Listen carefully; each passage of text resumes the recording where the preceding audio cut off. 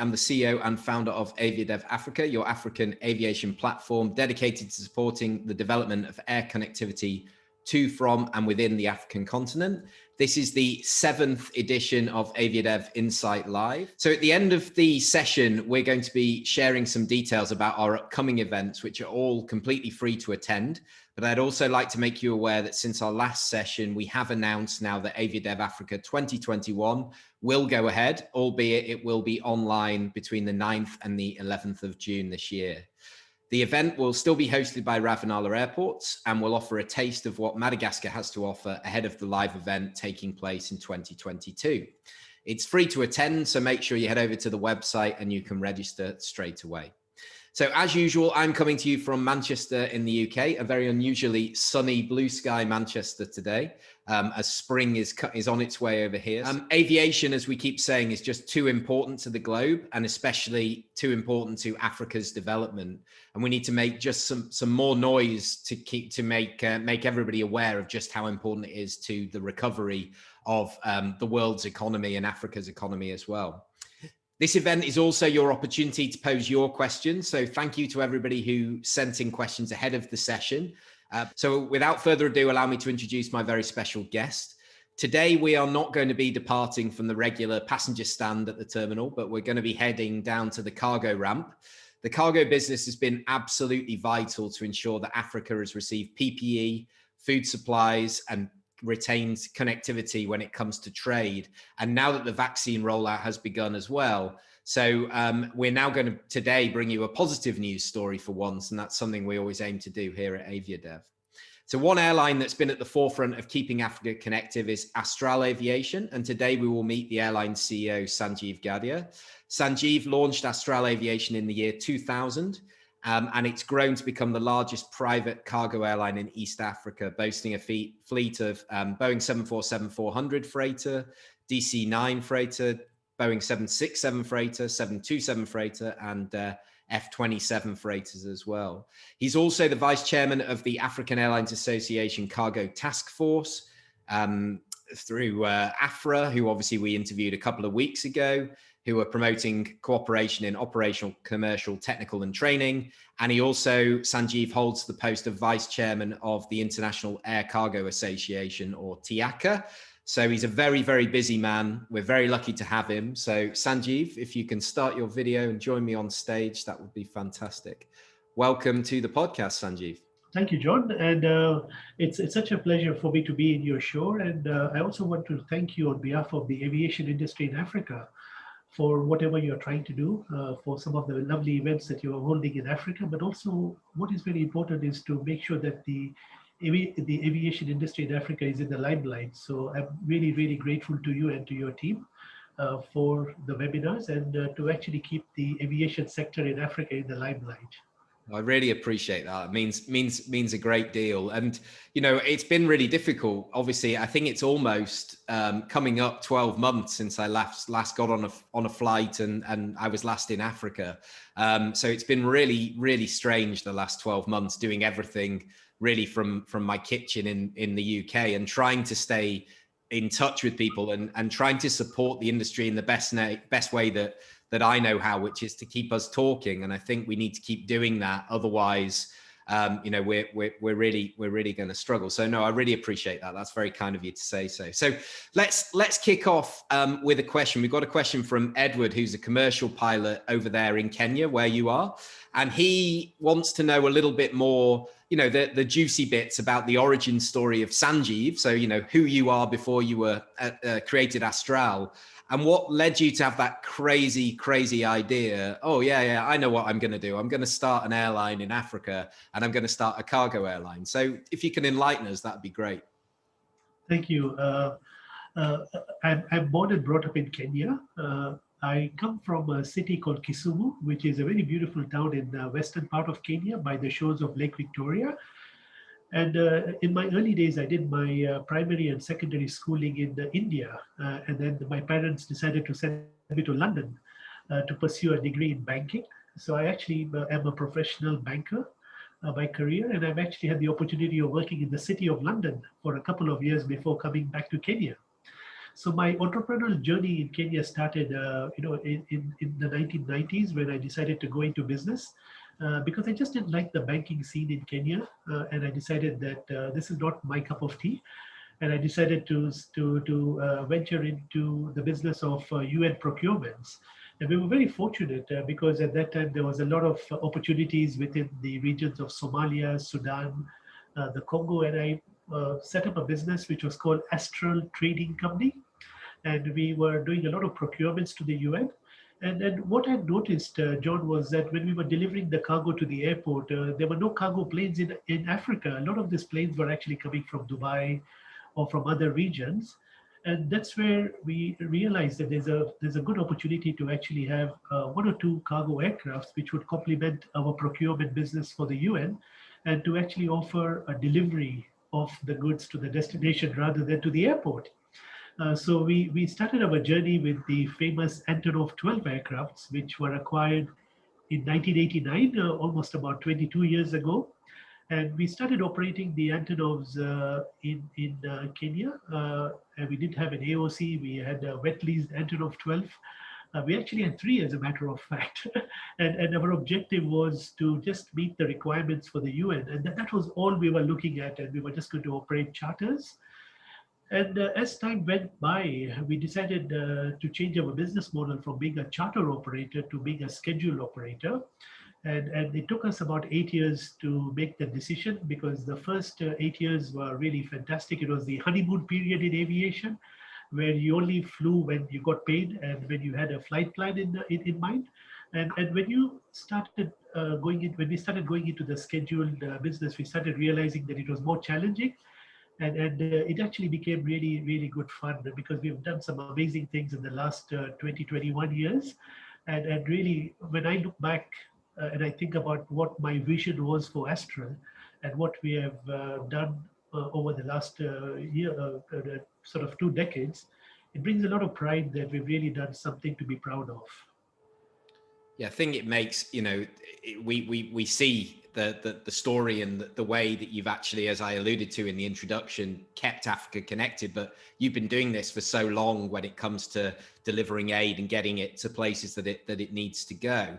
So I was going to, my next question on this, which again comes from Edward, is how have you succeeded where most others have failed? But you maybe answered it in saying, well, you actually had a background as a banker, so you were good at counting and making sure it was a financially viable proposition before you dived into anything. What other traits would you say were really important in your success? I believe the most important trait was financial discipline. Because John, I've actually seen that a lot of aviation industries, a lot of airlines, passenger and cargo have failed just because of the lack of discipline, and also because of the high bank borrowing. So what we really believed was the first thing which we had to do differently was to actually make sure that we have a very strong working capital base and financial discipline. And then what we went on to do was to just focus on the cargo business. And a lot of opportunities came our way to look at private jets, to look at the passenger business. And we said, no, we just want to do cargo, and that's all we want to do. We don't want to do anything else beyond cargo. And we just made it as our core business to just focus on cargo. And in the last 21 years, we've not done anything except for cargo. And I really believe that when you have a focus, then it becomes a lot more easier to now work on that platform to now expand your fleet and your network. And what we also did at the early stages is we actually built a very strong team. And I'm so grateful, John, that some of the people who have been working with me in Astral have actually been with me from day one. Michael Mutai, who's my director of operations, actually started his journey with me at the same time when we sort of, came to the office together. And Mike is still with me, and I've got such a great team who've actually been with us in excess of 10 years. And I really believe that your staff retention is very important. And as Sir Richard Branson says, if you look after your staff, then your staff will look after your clients. And this is a philosophy which I really believe in. And even last year, during the most difficult times in the pandemic, we did not even lay off one member of the staff because we consider them to be our family. And it's very wrong to lay off somebody during the bad times when he's been with you in the good times. So we really believe in that, and it's been a very strong part of the discipline. What we've also done is that over time, we've also gone into perishables. As you're aware, we're flying 5 times a week from Nairobi to Doncaster Airport in Yeah, Sheffield, just a give me few hundred supply. miles, Yeah. and actually carrying perishables. So we've actually built that as a very strong platform. Perishables accounts for almost about 25% of our business. And in addition to that, we also started doing things like medical items. I remember almost 15 years ago, we started dealing in vaccines. So when somebody tells me about the COVID vaccines and what is so special about Astral, I actually started transporting vaccines as early as in the year 2005. So we've actually built up an expertise with some of the specialized markets that we fly to, and it's become a part of our DNA. And really, I believe the other thing which has also been a reason for our success is that we've got a very diversified fleet. And what I mean by that is that we do not have one aircraft type. We have aircrafts which start from 5 tons, goes up to 7 tons, goes up to 14 tons, goes up to 22 tons, 42 tons, and the 747 with 100 tons. So what we really believe is that you cannot have a single type of aircraft and actually run a cargo business, because the diversity of your clients are very important. You know, the load factors keep changing. You have to operate into some very remote locations, which you cannot do with a 747. So you really need to have the flexibility of also having the turboprop fleet. So when I look at the fleet composition, it's not something that we had planned it. It just happened that way. And I really, when I look back, I really feel that the fleet diversity is very, very important for us. Having the combination of operating scheduled flights, which is something we've now been doing since 2008, and also having charter flights. So what the advantage with that, John, is that you can actually be able to spread your revenue. So during the good times of charters, you're also able to do the charters. But when the charter markets dry up, you've also got your scheduled flights, which keeps you going. And then also being agile, being flexible, also being able to extend credit to some of our clients. But I think the most important thing would be financial discipline. And I really believe that this is something which is very important to me as a person. And I really make sure that we instill that discipline throughout the organization. Yeah, and I think a few of the things that you picked up on there, you know, the focus, the niche focus, we're just going to be cargo.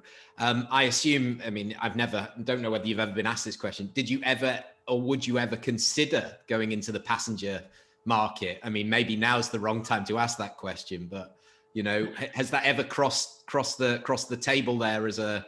I'm sure a few people have suggested it to you. They're like, well, you're successful with cargo, you should start flying people.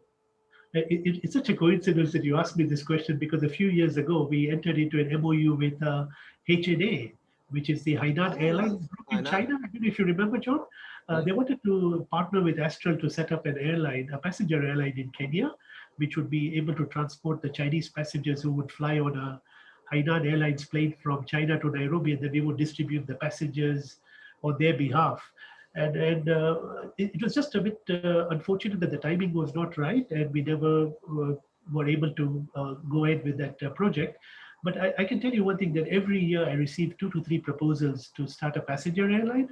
And I really believe that if you can run a cargo airline well, there's nothing stopping you from also going into the passenger business. I've also been looking at operating VIP flights, operating up sort of jets for the VIPs. And this is something which is a project which I'm currently working on.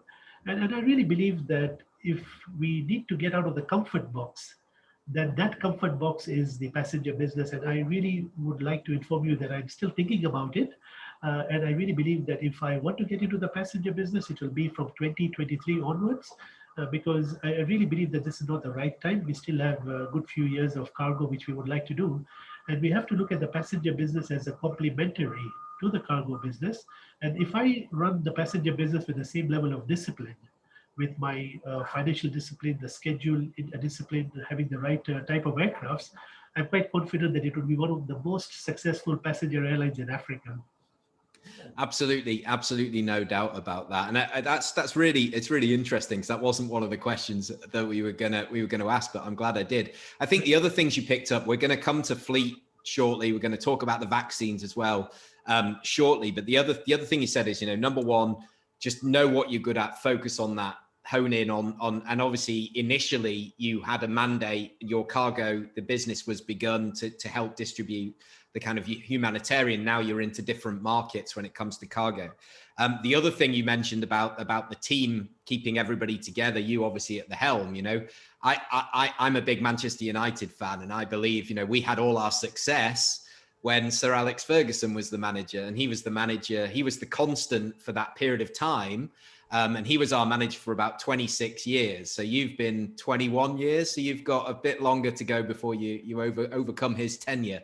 You know, and I'm sure you'll be going strong straight after that as well. So that's really great. So let's get into the kind of the air cargo side of things, because it's not something that generally we talk about that much. Again, AviaDev is about route development, predominantly driven by commercial passenger aircraft. But of course, even on those routes, belly hold cargo can make the difference between a profitable route and otherwise. So we definitely need to be aware of the opportunities. And I hear that a lot from yourself, from the guys at TIACA. We need to be more aware of how you can really sort of get hold of that market to make it the thing that's going to tip the scales in the current environment where obviously passenger numbers are lower. So I believe that overall in 2020, air cargo was lower as a whole, because of obviously the passenger aircraft were not flying, so there wasn't that belly hold capacity. But obviously what that's meant is that you, as a dedicated carrier, have actually expanded, and you got a new aircraft, and I believe it's there on the table, so you can tell us all about that. But also you started Sharjah as well, I think this week. So you've gone into new markets as well. So what kind of things are you carrying now that you weren't carrying pre-pandemic? During the period of 2020, we had a major disruption in our business model, which is the same thing that actually happened to a lot of airlines. And in the case of the perishables, we within the first month, we lost a lot of our flour volumes into Europe. And what actually happened was that we were very fortunate, because we were able to replace the flour volumes with the vegetables and fruits, especially avocados, because most of the consumers in Europe were actually spending more time at home, and they were able to cook more. And there was a certain need for the transportation of fresh fruits and vegetables. So, John, our flour business went down by 70%. This is not as Astral, but as a country. And the perishables business, which comprised of the fresh fruits and vegetables, actually went up by almost 100%. So we continued to fly into the UK and also into Belgium. And we really were very fortunate that we could actually keep all the supermarket shelves filled with the really nice fresh fruits and vegetables from Kenya. And this was a very important commitment that we had to our client. And we honored that commitment, despite the fact that on the return, some of the markets that we were flying to were effectively closed, which includes Nigeria, because you remember that Nigeria took a very big hit in March and April onwards, and the airports were closed. So our load factors went down by almost 80%. So we had to keep on flying into Europe, and also try and make sure that the return flights were also operating with decent load factors. And what really happened, which was very interesting, was that we were approached by DHL Express to start a very urgent series of flights with e-commerce and express cargo from Nairobi to Johannesburg. We were literally given about 2 days notice, and we immediately put the 727 on the Joburg route. And I'm very happy to inform you that the flights are still operating till today with 6 frequencies a week, with plans to also upgrade the frequencies from the 727 to the 767, at least for 2 of them. So we saw a lot of e-commerce and express cargo, which we started moving to Johannesburg because of the stoppage of the passenger flights. But what happened, which was very interesting, is that we also launched a new service to Maputo and also to Mauritius. And this is purely because of the demand which was created because of the lack of passenger flights. And this is something which was very extraordinary, that during the times of crisis, we were able to expand to new markets. And then we also had a very large number of shipments of PPEs that we did. We actually transported PPEs, ventilators and test kits to about 42 countries in Africa. So these were some of the countries that we'd never flown to before. And last but not the least, we started the new perishable service into Sharjah twice a week with the 767.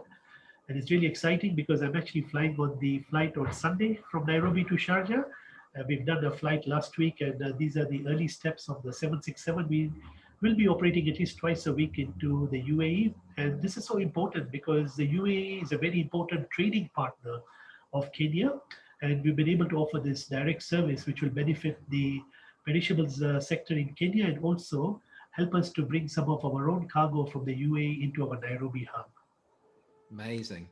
Well, yeah, I mean, I always, whenever I get my green beans or my avocados, I'm always checking where they've come from here, and they're normally from Kenya, which is great. So I always think about you when I'm cooking green beans, and obviously it helps us all stay healthy here in the UK that you've kept us supplied through Doncaster Airport. And Clive in the chat here says he was, weirdly enough, he was part of the opening team at Doncaster, and he marshaled the very first commercial flight as the ops manager there. So how about that? That's pretty cool. Thank you, Clive, for all the great things that you're doing for us at Doncaster. Thank you so much for that. Awesome, fantastic. And we've got a comment as well.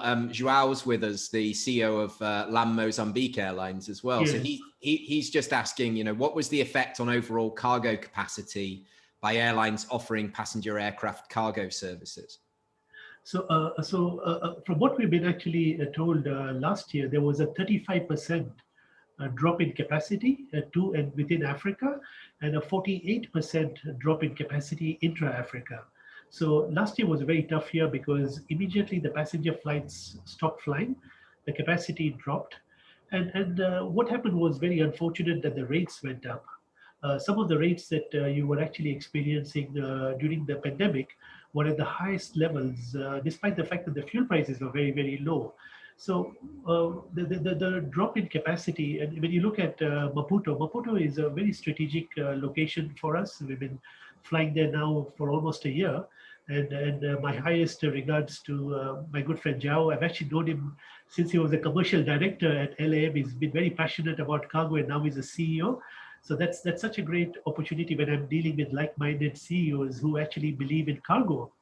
And we've also got an Interline cooperation with LAM, and this was actually thanks to the efforts of Jao and his vision of cooperation, which is something we share in the AFRAA platform. So definitely what you say is for sure, the capacity has not come back yet fully. A lot of flights still are not taking place on the passenger airlines. So we're still seeing that there's a greater dependence and reliance on cargo during and after the pandemic. Fantastic. So yeah, we'll come back to the Cargo Task Force because I know that the AFRA team are with us as well today. So we'll talk about that shortly. But I wanted to discuss the news, obviously, last week that you were selected by UNICEF to perform the vital role of helping distribute the vaccines around Africa, yourselves and Ethiopian, in that first tranche of the airlines that were announced. Now, notably, obviously, Kenya Airways wasn't selected for that, despite having invested in converting their Dreamliner and the cold chain storage and everything else. Do you see that causing any tension between the airlines, or is it simply a case of when the next tranche comes, they'll probably be involved in that delivery? I think what you say is very true. Even yesterday, there was a very interesting webinar which took place, which was organized by Strat Media Group. And it was very clearly said by Mudir from UNICEF that other airlines are also encouraged to also apply for inclusion into the humanitarian initiative. So it's not that I believe the airlines that were chosen were based on their track record and past performance with UNICEF. And for so many years, we've actually been doing a lot of work for UNICEF directly and indirectly into some countries like Yemen, Somalia, South Sudan, Mozambique. So it is truly an honor for us to be in the UNICEF's first list, but I've also encouraged other airlines to also write to UNICEF directly and to also get included in the list. What I would like to say about Kenya Airways is that it's a very important partner of ours. We've got a cooperation with Kenya Airways. And by the way, John, I forgot to mention that Kenya Airways also does the maintenance for our Boeing 767 freighter. Right. And in addition to that, all of our aircrafts are actually maintained at the Kenya Airways facility.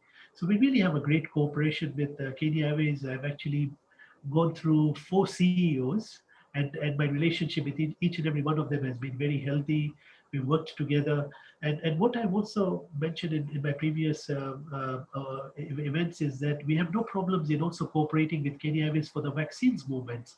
There will be times when we will not be able to cope with the distribution, and we'll be also looking at working with Kenya Airways. And I remember last year, we had almost 15 charters that we did with Kenya Airways from Guangzhou to Nairobi on the Dreamliner. And this is a commitment that we have on our mutual cooperation. But I think the thing which is also very important, John, is that we're not really competing with each other. We are promoting our Nairobi hub. Mm. And because there are two players, which is Kenya Airways and Astral, our common objective is to actually promote the Nairobi hub as the premier hub for the region. And one thing is for sure is that we cannot do it alone, neither can they. But together with our combined networks and our combined fleet, we can actually really reach out to the rest of the world to actually make sure that whatever they would like to move into Africa goes through our hub. But there's also another very interesting factor is that when I was appointed by AFRAA to be the chairman of the cargo committee, it also included the route network committee. And my vice chairman, by the way, is Martin Gitonga from Kenya Airways.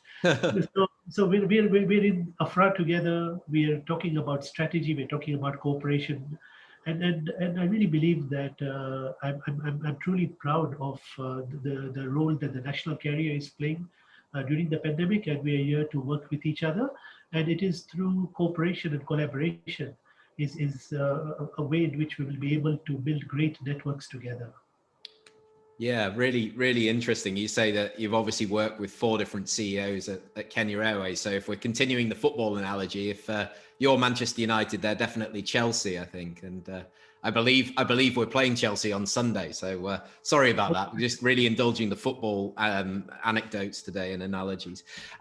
So yeah, let's get back to the AFRAA Cargo Task Force, because a lot of the people on the call today may have heard of it, and the Route Development Committee as well. And we did talk a little bit about this with Mr. Berthe a couple of weeks ago. But tell us a little bit about what is the mandate of the task force? What's it set up to do? And what sort of successes? I think you alluded to something with LAM actually, which was really great. But what other successes are you seeing? And what is the general concept and the mandate of that particular task force? The first thing I want to mention, John, is that I'm a proud member of AFRA for the last 15 years. And at one time, we were the only cargo airline who were a part of AFRA. And I really believe in AFRA because I really think that the best thing that has happened to the aviation industry in Africa is AFRA. And we've actually worked very closely with AFRA. I've actually worked with 3 director generals, by the way. I'm actually getting the feeling that I'm sounding very old. You're going to keep on saying that, you know. And I really enjoy my relationship with Mr. Berthe. He's a real professional, and he also comes from an aviation background. And he's also got a nice French accent, by the way. So Mr. Berthe is a good friend, and I have a lot of respect for him and his team. And I really believe in a friend. When I took up the position of the chairman of the Cargo Committee and the Route Network Committee, I made a promise. And my promise was to enhance the cooperation, collaboration, and consolidation between the AFRA members, so that we can continue the rest of the journey ahead of us together rather than individually. So this is a promise I've made, and I actually keep my promises, by the way. This new committee was actually formed about 6 months ago. We've really done some great things. We actually have a very interesting initiative which was adopted, and it was actually done in our last meeting, where we're looking at how we can collaborate at the network level. How can we increase load factors? How can we increase revenues through commercial cooperation such as code shares? And also we even had a guest speaker who actually joined us from Prodigy, and he actually gave us a report on the air connectivity. So what we are doing with our teams is that we're not relying on knowledge within AFRA. We're also reaching out to various organizations and consultants who can actually give us advice on how we can actually be able to structure this word cooperation. Because when you talk about cooperation, it's a nice thing to say, but you really have to walk the talk. And what I really want to do in AFRA this time during my position is to actually make sure that we can collaborate very, very effectively. I've actually believed in this as a personal motto of my success as an entrepreneur in the aviation sector. And I will actually continue each and every step of the way to actually make sure that every member of AFRA does not look at each other as competition. They look at it, that they look at the bigger picture of cooperation, because we're going through very difficult times, and this is not the time to compete. This is the time to cooperate. Great message, and we enhance and absolutely agree with that, and that's what we're all about. I think you know, in terms of what you're saying about the different opportunities that are available, we're doing in about 3 weeks we're doing a session with a company called DoHop, who will provide virtual interlining solutions. So for airlines that don't necessarily want an official formal code share, they don't even want to necessarily have a formal interline, but this is a way of actually giving the consumer the opportunity to book an end-to-end trip and using the technology to stitch it together. So I think things like that, you know, technology is here. So I'd recommend obviously that everybody attends that, just to get to understand at least what the concept is, and then they can make a decision whether that's a nice starting point to then deepen cooperation as time goes by. So we'll tell everybody about that at the end of the session.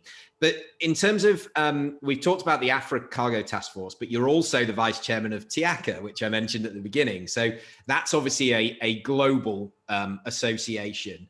So on a global basis, you know, what are their key sort of deliverables and their priorities and their objectives right now in 2021? What's your role there?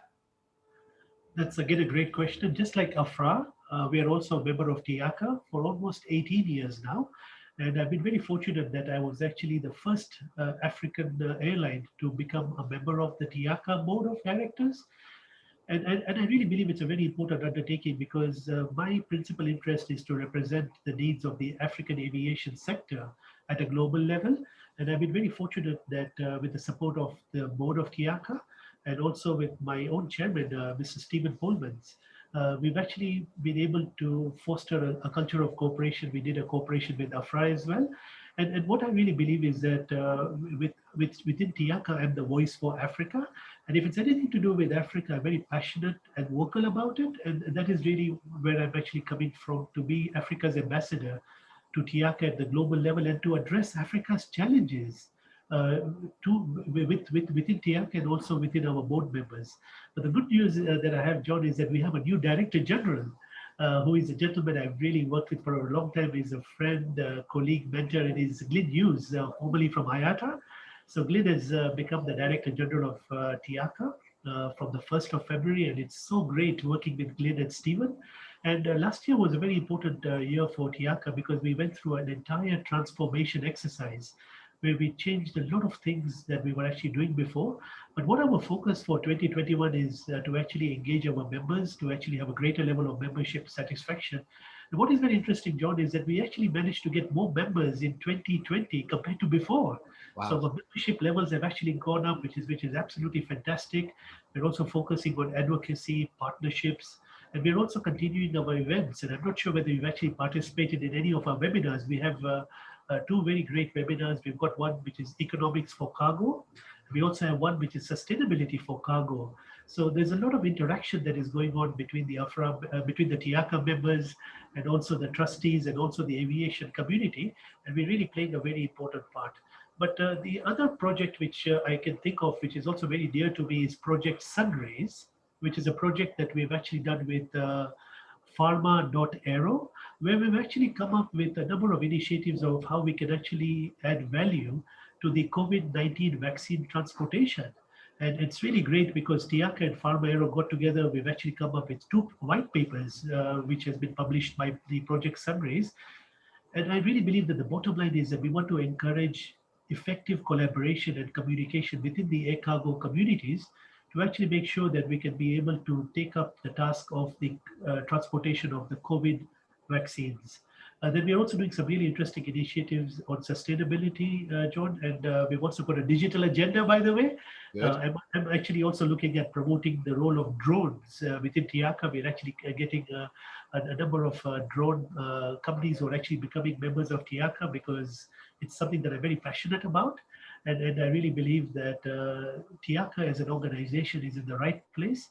And there's been a lot of hard work that has been put in by all the previous director generals, the chairmen.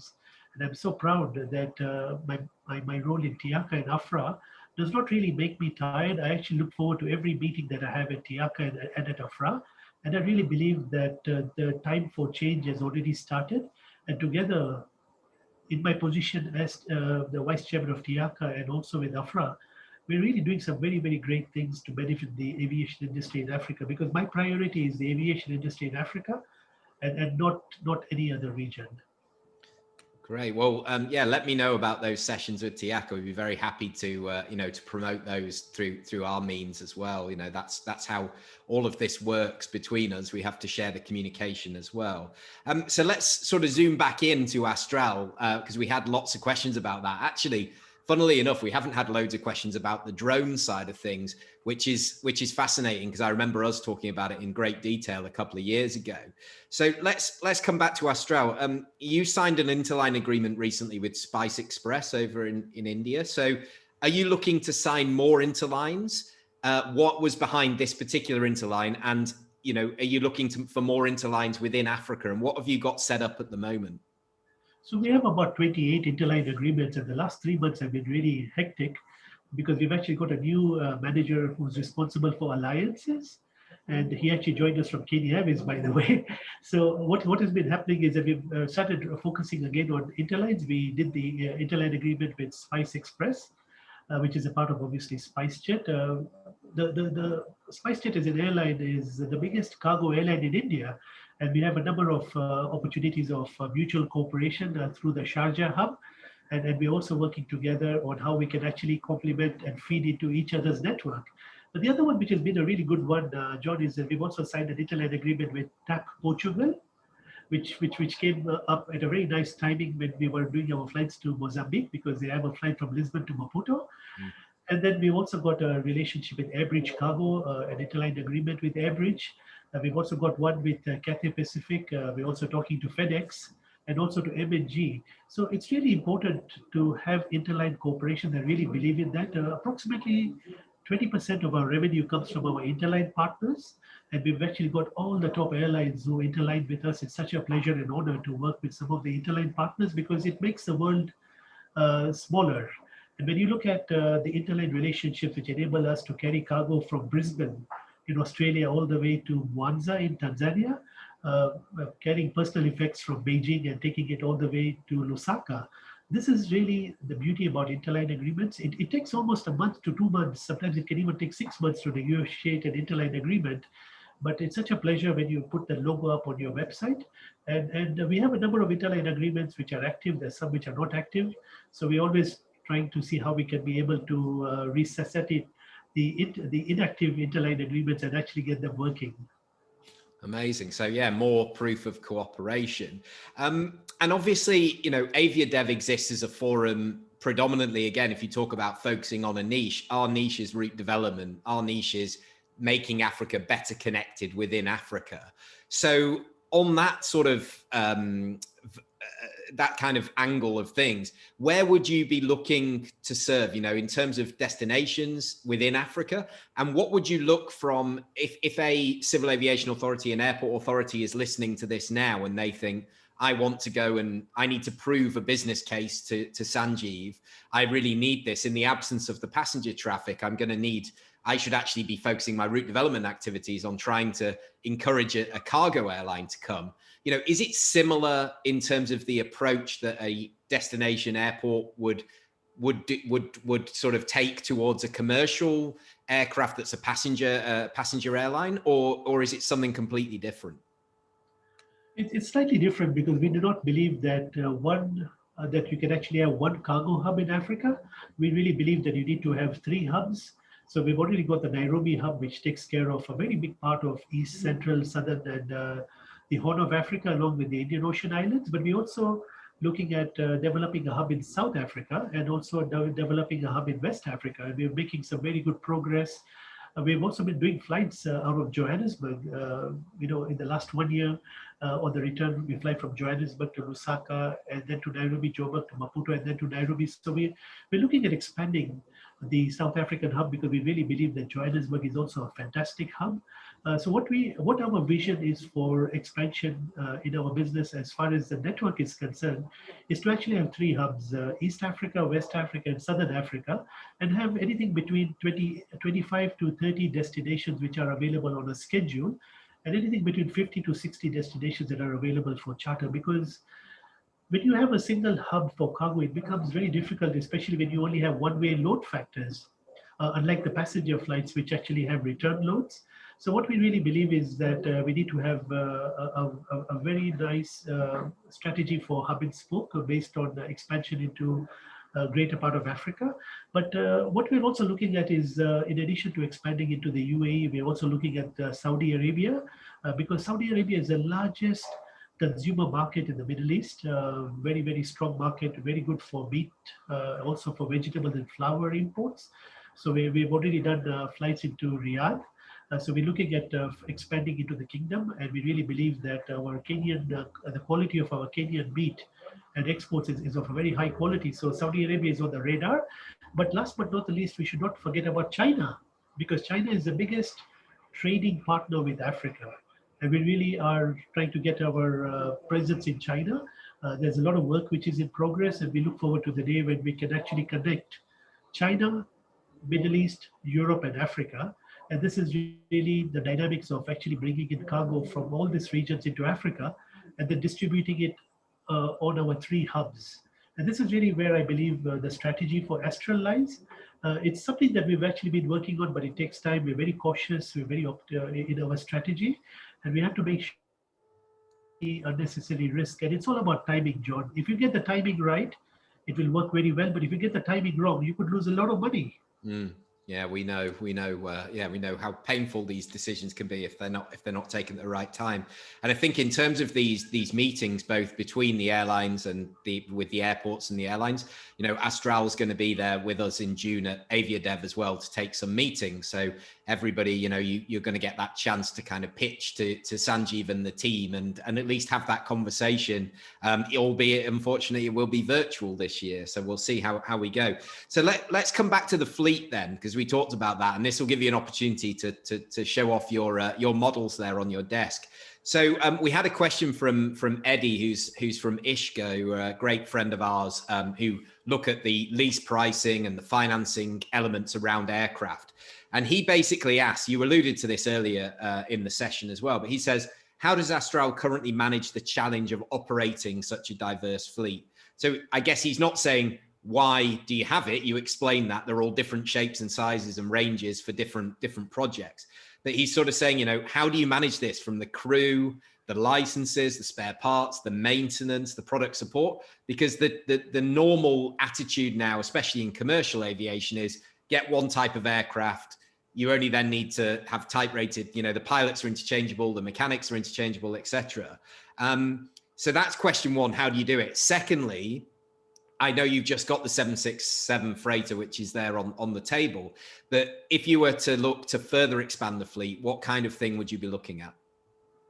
It's such a great question, John, and I just wanted to thank Ishka, because I'm actually also following a lot of their webinars. They had a really good webinar yesterday, by the way, which was on freighter values. So I really take it up very seriously, and I look at their forecasts, and I really believe that they have such good information that it's something that I'm truly grateful to Ishka and their team for holding events which are relating to cargo and freighter.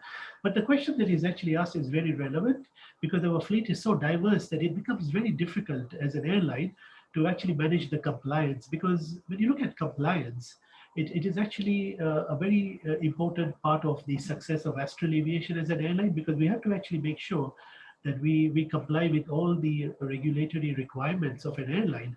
And I just wanted to share some insights, because if you look at our fleet of jets, which is predominantly Boeing based, the 747 freighter that we actually have, we've got 2 of them, which are on wet lease, by the way, from Air Atlanta, Icelandic.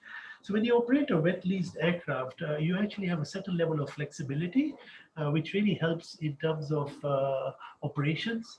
And we've been very grateful to the support that we've received from our Civil Aviation Authority to continue operating the 747s on wet lease. So that is the easy part, because the wet lease structure is something that can be used for a lot of startup airlines to start the journey. And we've actually been operating the 747 freighters now on a wet lease for 8 years. And we believe that we would like to look at the possibility of going into the 777 freighters. We're very excited about the 777-300 freighter, which is being developed by IAI in partnership with GCAS. This is something that we would be very keen on looking at as the replacement for the 747. But the amazing thing with the 777 is that we would like to operate it on a dry lease. We'd like to have Kenyan crew, Kenyan maintenance, because of the support that we've got from Kenya Airways, who, by the way, is also an operator of 777s. Then the 767 is a new addition to the fleet. We've actually got the 767-200 freighter, which joined our fleet on the 1st of January. So this was a fantastic gift for the new year from ATSG, which is the world's largest operator of the 767 freighter. And what we are looking forward to is starting our journey with the -200 freighter, which can carry 42 tons of cargo. But we'd like to also move to the -300 freighter, which has got a better range, and it can carry about close to 58 tons of cargo. We could even fly into Europe. So with the 767, our focus is Africa, Middle East, to a certain extent India, but we really have no plans to fly into Europe with the 767 because we already have the 747s flying there. And then we're also looking at the 757 freighters. We've been doing a lot of financial analysis. And then we've also got the 727 freighter, which is a workhorse.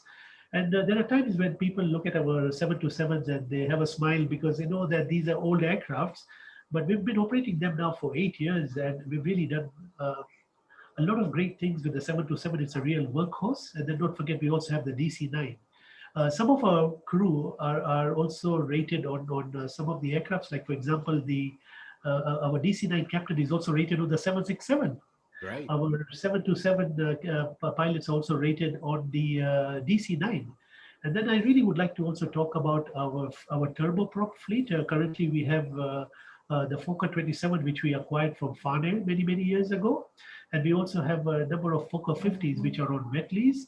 But I'm also very excited to inform you, John, that we're also taking delivery of the of the British Aerospace ATP aircrafts, which are aircrafts which are so popular in Europe. So we're looking at retiring the Fokker 27 and getting the ATPs. So we've already signed up for 2 cargo ATP freighters, which are already in Nairobi, and we're getting it inducted into our fleet. And we're looking at taking the next step of the journey with the ATP freighters because they've been very successful in Europe. And we really believe that the ATPs would even be more successful in Africa. So when you look at our fleet, it is predominantly Boeing based as far as the jets are concerned. And as far as the turboprops are concerned, we've got obviously the combination of the Fokker and the ATP. And what we really tend to do is to make sure that we are fully compliant in terms of all the regulations and expectations from the civil aviation. And John, you also know Captain Gilbert Kibe, I believe. Yeah, he's been on the podcast, yeah. And he's such a professional, and we always make sure that no matter what we do, safety and security is very important for us. And we always make sure that we are in conformity with the regulations. And despite the fact that we've had a diverse fleet, it can be really tough, but we are managing quite well. And I really believe that when I look at the future, I would like to have fewer aircraft types, but we just have to make sure that that is not a hindrance for our expansion, because what is so important is to actually make sure that we meet the requirements of our clients, and we can meet some of the challenges of flying into some of the secondary airports in Africa where we just cannot go with a Boeing 747 or a 767. Yeah, and that I suppose is the question about is there a market for small cargo airlines to feed those smaller markets? And obviously you've already got some equipment that is able to do that already. And that's kind of been the strategy, has been, well, we've got everything for any type, we can kind of do it. And I really see the benefit of that. But obviously as you develop interlines and things like that, maybe there are partners that you can do that with where it doesn't make sense on your own. So it looks like a really exciting road ahead. Now, before we go, I wanted to kind of, let's sort of change the speed of things. We've talked so much about the industry. We've talked about the airline itself. I wanted to kind of now give the people listening a bit of benefit of your advice. So the first one on this, in this little sort of quick fire round before we go, is what advice would you give to somebody who's looking to start a cargo airline in Africa today? Knowing what you know. I believe the most important advice is to have a value proposition which is very clear and well defined, because you really need to have a value proposition to your clients. And I believe this is very important. And I believe you need to have the right fleet, the right network. And I think it's also very important to also have a global GSA arm. And we're very fortunate with our cooperation with Network Airlines. They represent us and they promote us in about 30 countries in the world. Also have some level of interline feed. It's very important because your interline partners are also looking at enhancing your network. And I also believe it's very important to also have partnerships with the UN, with the humanitarian sector. It keeps us very, very busy. Of a few things that can be done, not at one time, but I think what one has to really start is to actually make sure that they have a clear business plan, to have the right aircraft. Many years ago, people got the aircraft first and then they decided where we want to fly. I really believe that it's not the right thing to do. Make sure that you have a business plan first and get the aircraft which meets your business plan. And a lot of people, including a lot of Middle Eastern airlines, do it the other way around, by the way. So we always believe in doing it the traditional way, have a business plan, look at statistics, get the right capital, because you cannot run an airline with borrowed money. You have to actually make sure that you have enough liquidity to finance for the first 6 months at least. You need to have 6 months of cash flow in the bank, because the first 6 months are going to be the most difficult ones.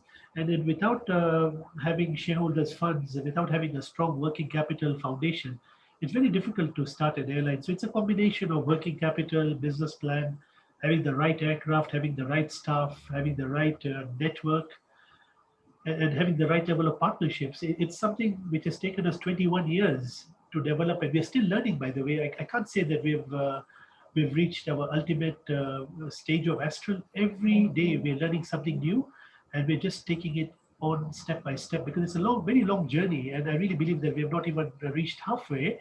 So you can actually see that these are some of the things that I'm talking from my personal experience, and we're also living up to it. Yeah, and talking about that, that's a great sort of segue to my next question, because talking about that personal experience, that willingness to continue to learn, and that thirst for that knowledge. If you could go back 25 years, what would you tell the young Sanjeev? Not that you're not young now, Sanjeev, but what would you tell Sanjeev that would stand him in good stead for that next 25 years of the journey? That's a really tough one, John. But I would actually say that start with the business plan and not with the aircraft. And this is exactly the mistake we made. We started with the aircraft and then we didn't really have a plan. So we adopted our plan to the aircraft. And I really believe that that's the first mistake. And I really believe that if I go back to time, I would actually say that start with the business plan. And, as a banker, we always do things in the traditional way, like the way it was taught by my dad. That always have a business plan, always make sure that you look at deliverables which are possible. And this is so important, and this is something that I really wish I could tell myself. But the other thing which is also very important is that I was very ambitious when I first started my airline. And I really believe that it's not the large steps that you take, but it is the baby steps that you take. And also, what is important is to make sure that you enjoy the journey. One of the things that happened in the early days, we were very stressed. We were always looking at different types of aircrafts. And when I look at my early years, they were very stressful, and I really didn't have fun. And I realized that at a much later stage that it's very important to be happy, to enjoy the journey, to do things which bring you joy. And that is one of the things that was missing in the early start, or in the early 5-10 years, because we were always traveling, going into events, and just trying to do everything that was possible to grow the business. But then the time comes when you have to slow down, and you have to just make sure that you really enjoy it, because there's no point of building such a large airline when you cannot enjoy and have good memories. And in my case, I really had such a lot of fun in the last 20, 21 years. And when I look at the journey still carries on. I'm so happy. Every day brings in a lot of new challenges, and I just don't get tired because I really enjoy every journey of the way. And I really believe that this is something that I wish I could tell myself when I was young and ambitious. And the focus was to actually look at the money side of the business. But I really believe that more than money is the sustainability, and to actually make sure that you do something different and you actually enjoy it all the way. Yeah, brilliant answer, and something that I think we can all sort of appreciate. We run into a conference, we deliver it, we go back. People ask, "How was that experience?" And you've maybe saw the inside of a hotel room in a conference center, and you didn't get that opportunity to really see the destination. So something that I've sort of made a pact with myself. I'm going to make sure I do plenty more of that once travel gets going again. So very final question before we let everybody go on and go about their day and their weekend with all that positivity. What do you love the most about aviation? I believe I could not do anything else besides aviation, and I really believe that with aviation, what I like the most about it is that every day is different. When I wake up in the morning, I really don't know what my day is going to be like. And when I get to the office, so many things can actually change with my plan. And it just is fantastic because when I look at all the days, they're very different from each other. I'm not doing a monotonous work. I'm actually doing things which are different, looking at every challenge and trying to see how best we can adapt to it. So I really believe that it is the ability to think outside the box, especially when there's no box, by the way, and to come up with a solution and to actually implement that solution from start to finish. That is what gives me the satisfaction. And that is what really gives me the craving in the morning to wake up and to get to the office. It takes me about 2 hours with the traffic in Nairobi to get to the office. And my friends keep on telling me, you should be working from home. And I know, I said, I just have to get to the office. I have this meeting and that happening. And that is really what gives me that ikigai to actually sort of, start my day longing forward to a new opportunity that will come as soon as I get into the office. Amazing. Well, we really appreciate the hour that you've given us today, Sanjeev. It's been really enlightening and great fun as well for me. So thank you so much for joining us. Thank you, John, for having me in your show.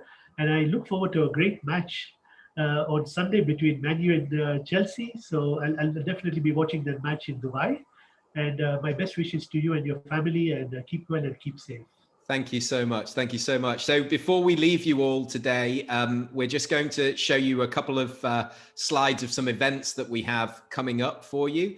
So the first one I mentioned during the session is in collaboration with DoHop, who are delivering a workshop basically all about virtual interlining, how that can support the development of collaboration between airlines within their networks and create this virtual interlining side. So that is the first event that we have coming up. All of these are available to register for on the AviaDev website. The next one we are doing with a partner, Navpass. They are also running a quick session with us talking all about how to collect overflight fees. So this is more focused on the sort of civil aviation airport side, but how can you make sure that you're collecting all of the overflight fees from the airlines in accordance with the ICAO doctrines? So they will tell you all about how to do that and how their technology delivers the results on that. And then finally, of course, I've mentioned it, registration is now open for AviaDev Africa, which unfortunately will take place online, but fortunately that means that everybody can come. So there's no need to to spend that money, get on a plane, book a hotel. You just need to book some time out of your diary. And we're going to put on a really great program with some really interesting ways of delivering content.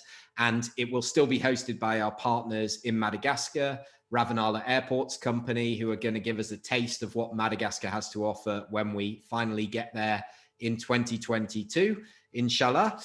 So to keep updated of our activities, be sure to visit the AviaDev Africa website and sign up for the weekly newsletter, subscribe to the YouTube channel, and of course the podcast. This session is going to be available both on YouTube and the podcast very early next week. So if you're listening that way, don't hesitate to share the session with one person in your network you think will benefit. We would also really appreciate it if you leave a review for us as well, so we can be found by more people. But until we meet again in a couple of weeks' time, if not before, stay safe, stay well, keep the faith. If we can do anything for you, reach out, and can't wait to see you all in person soon. Thanks for coming, and see you soon. Bye-bye.